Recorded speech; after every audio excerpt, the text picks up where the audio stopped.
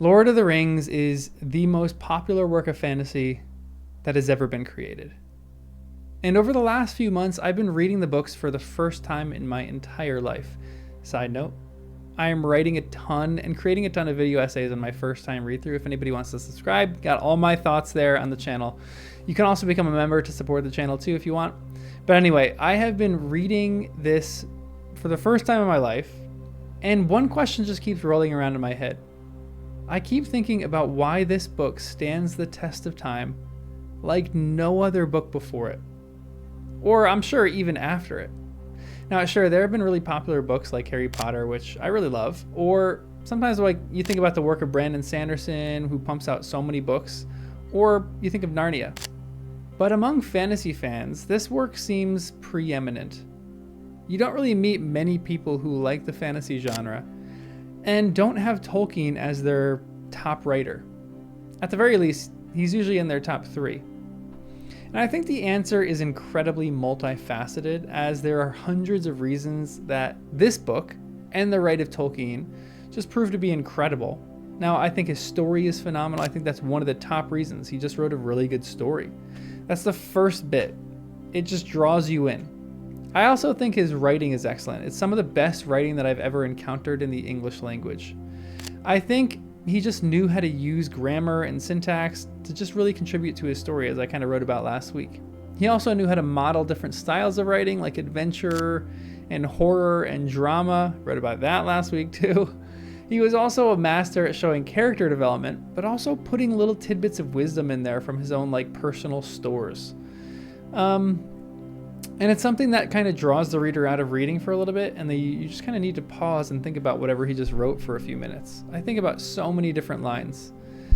But in this chapter, the one that I most recently finished, I think I found something that I knew a lot about and that I've kind of talked about before, but I think another reason why J.R.R. Tolkien's work is some of the best fantasy literature of all time is because his deep love of history. Now, this comes, and the revelation that I had with this came in the first paragraph of this chapter, which is the chapter The Black Gate is Closed. Just finished this one. In this chapter, Tolkien writes in a way that is almost like he's holding back from giving you all the deep history of what is going on. It's like he wants to, but he's holding himself back. And if there is one complaint for people who read through Lord of the Rings, I think I've heard about people, and they talk about just how it's too descriptive. Like, really, how many paragraphs can he just describe trees? Or describe the mountains, or what they look like? But I have to be honest. The more that I read through the work of J.R.R. Tolkien, the more I actually think this is one of his best attributes as a writer. And it's one of the reasons why his writing will stand the test of time for all of time. Because, and I have said this before, everything in Middle-earth seems like it has a history to it. Now, that almost seems like ludicrous for me to say that, because shouldn't all literature and all stories and all the locations that they have it in all these stories have a deep history to them? Yes, obviously, it's true. But not every writer really does this well. Most writers just kind of include enough detail just to give you a little bit of background on that, just so you don't get really distracted from the story, but you have a good mental image. But if you read Tolkien, you can almost feel as if he's just biting his tongue a little bit. Like in the middle of a paragraph, he wants to go into a deep history about the importance of this mountain range, or this person, or this forest, or just, this individual that Frodo just happened to run into. Or maybe the war that took place in this field. It's like he wants to tell you these stories so badly, but he just needs to stick with the main story, taking place in The Lord of the Rings. And I have to, again, be honest, this weirdly contributes to his incredible writing, because it feels like under every rock in Middle-earth, J.R.R. Tolkien placed it there on purpose, and that it feels like it has a deep and rich history that he knew about. He crafted this world with incredible care. And I want to show you through this first paragraph of The Black Gate is Closed what I mean. This is what the book says in just the first page or so, with, this might be annoying, but my commentary thrown in between some of the sentences and some of the scenes. This is what it says. Before the next day dawned, their journey to Mordor was over. The marshes and desert were behind them. Before them, darkling, which is a great verb by the way. Against a pallid sky, the great mountains reared their threatening heads. Upon the west of Mordor marched the gloomy range of Efelduath, the mountains of shadow. Stop. Now, if you are me, you're wondering a few things after this first sentence. First, why is this range gloomy? Does it rain there? Does it have a gloomy look? Is there always fog on this mountain? Did some battle take place there that makes it look gloomy? And then throw in that Tolkien just calls these the mountains of shadow. I can almost see him writing this with like a smile on his face, knowing the history of why it's called that.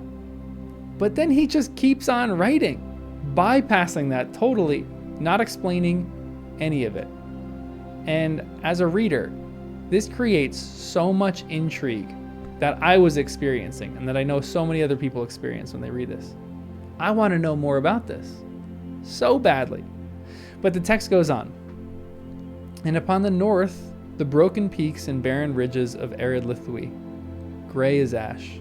Now again, stop with all my questions here. Why are the peaks broken? Why are there barren ridges? Are they inhabitable? Why are they also gray as ash? Is Mount Doom spouting ash so that they are colored like them because of actual ash? It just raises so many questions that I want to know about. It feels like there's a deep history here. But again, the text goes on. But as these ranges approached one another, being indeed but parts of one great wall about the mournful plains of Lithlad and Gorgoroth. Why are they mournful? J.R.R., please tell me why they're mournful plains. And the bitter inland sea of Nirnan. Is it bitter because the water is bitter, or is it bitter because something happened there that made it bitter in history? Sorry. They swung out long arms northward, and between these arms there was a deep defile. This was Cirith Gorger, the haunted pass, the entrance to the land of the enemy. You already know my question, but most writers wouldn't give this level of detail. It's primed for something that I'll talk about in a bit, but it's primed for exploration, which is why I think a lot of people like fantasy so much, but I'll talk about that in a bit. The text goes on. High cliffs, lowered upon either side and thrust forward from its mouth, were two sheer hills, black-boned and bare. Upon them stood Teeth of Mordor, two towers strong and tall. In days long past they were built by the men of Gondor, in their pride and power, after the overthrow of Sauron and his flight, lest he should seek to return to his old realm. Again, I keep saying this, but Tolkien just seems so excited to talk about this history here, but he knows he needs to stay on track. Just a little bit about in days long past. And then he just calls the men of Gondor prideful and powerful. Like he wants to tell the story about how they became prideful and powerful. But he just can't do it at this moment. Tolkien seems like he's always just one sentence away from throwing it all away and going into a large tirade about the history of these things. And again, for some, you say that's what makes him a boring writer. But weirdly, I really think this is one of his greatest attributes as a writer. He just leaves the world so open for exploration and so riveting for what's going to happen next. But the text goes on.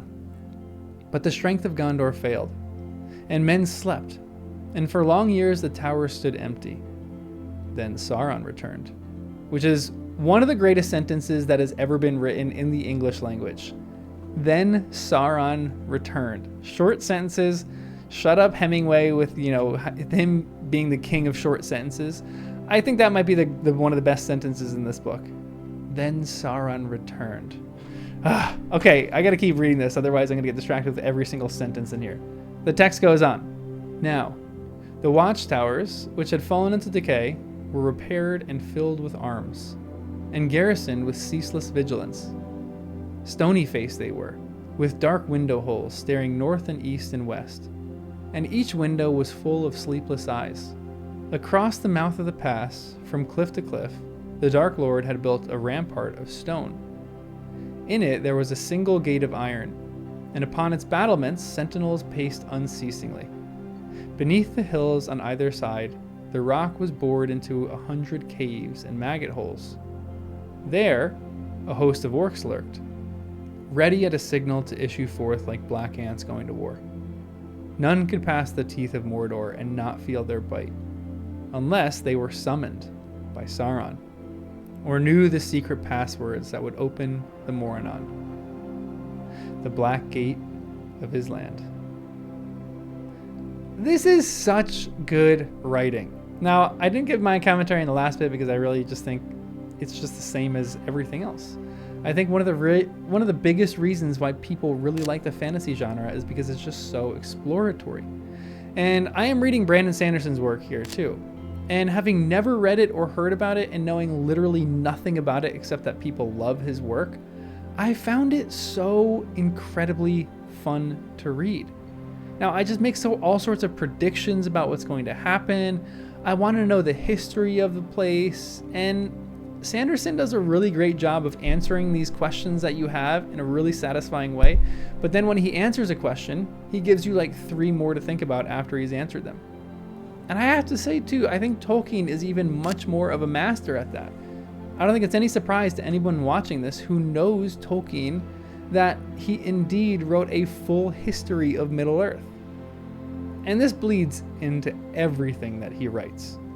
I could be totally wrong about this, so please, if I am, just correct me about this. But I think that Tolkien wrote Lord of the Rings after he wrote the Silmarillion and the other Tales of Middle-earth. Now, I don't think that they were actually published by J.R.R. Tolkien, but chronologically in his writing, I think he wrote the Lord of the Rings last. Maybe, I might be totally wrong about that. But he put all this history into his writing, and I think it's actually a rarity among writers today. It's almost never seen. Yeah, some people think through their story before they write it, but that level of research and creation is truly something that is rarely seen. Think of J.K. Rowling. Yeah, like she knew where she was going with her story, but also look how much has been retconned or changed later on. Because she was kind of creating as she was going. And honestly, there is something really fun about that, like partaking in an author's journey to create something along as you're reading. But it's just so nice when you have a writer who created a world with a deep history to it. And then, at the end of his career, writes a perfect story about just one small little event that occurred within that world, which is the culmination of all the history in this world as well. Every single paragraph that I read from J.R.R. Tolkien just makes me excited to keep reading. And just to get to some of the other books that he wrote about, you know, the histories of everything that happened in Middle-earth. Like, I want to read the Silmarillion so badly. I wrote that under, like, every comment because people talk about the history.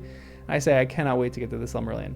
I can't wait to get to the complete history of Middle-earth, too, because part of the reason why I love to read fantasy is because of exploration. And I love a good map. And looking at a good map can get me lost in, especially one of Middle-earth, can get me lost for hours because I want to know every little detail about every little part of it. I want to know why Middle-earth seems like an inland place. Why most of the civilization lives on, like our civilization lives on the coast. Most of the civilization in Middle-earth seems like it's all inland.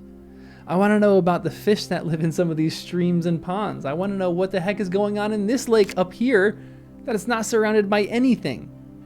I want to know the whole history of Rohan and Gondor, and most importantly, I want to know where those dang Entwives are. And luckily for me, I think Tolkien wrote about all this. Maybe except for the Entwives. I don't know if anybody really knows where the Entwives are. I hope maybe there's something written about them, but we'll see. But I have years of exploratory reading and just this thrilling series ahead of me. And it all stems from this book where he just infuses his excitement of history into the text. It's just so contagious for me as a reader. And yes, many people can't read Tolkien for those reasons, but I am not one of those. Early on in life perhaps, but that stuff has just turned to me so interesting. I just want to get more of this history that's going on. It's all I want to do. And I think this is one of Tolkien's best qualities as a writer, just his raw talent to embed the story with deeper meaning and a richer history. But he also writes in such a way that it's just a good story too, so you're just getting that. So if you want, you can bypass all of those small little details and focus just on what Frodo and Sam are up to at the Black Gate. It's hard for a writer to do that, to kind of have both simultaneously, because usually they're either too detailed or they're too bland, but he does such a good balance of both. So hats off to Tolkien there. And here's to years and years more of these essays on my first time read through. I cannot wait to get to the Silmarillion and Beren and Luthien and the Children of Húrin. I don't know how to pronounce that really. I think I've learned before, but I forgot. And everything else that he's written.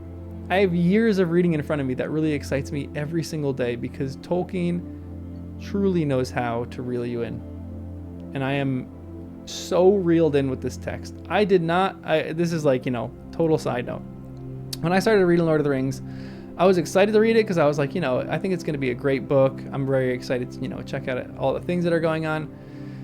I fell in love with this text so fast, and it's been hard to read this slow and fast at the same time, but all I want to do is get more and more into Middle-earth and all the details of it. I think, and I've written this in tons of essays that you guys all probably watched, but I think this is one of the greatest works of literature that's ever been created. And every single chapter that I read, I get excited to read, and I get excited to read it slow and just try to absorb everything that I can into the read. And I just cannot, this is just a big essay to say, I cannot wait to keep reading, because Tolkien has sufficiently and incredibly and wonderfully reeled me into this world. And he is a genius. He is an absolute genius for that. And I cannot wait to keep reading everything about this world that he created. But for now, I'll see you in the next one.